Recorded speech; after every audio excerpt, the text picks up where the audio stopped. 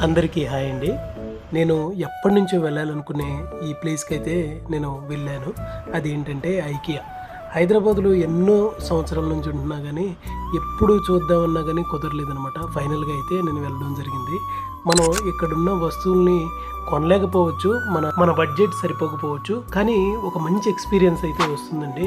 Master bedroom, hall, kitchen, children bedroom ప్రతి దానికి సంబంధించిన డిఫరెంట్ టైప్స్ ఆఫ్ ఎక్విప్‌మెంట్స్ ఉంటాయి. మనకి ఏదో ఒకటి తీసుకుంటే బాగుంటుంది కదని మనసులో చాలా అనిపిస్తుంది.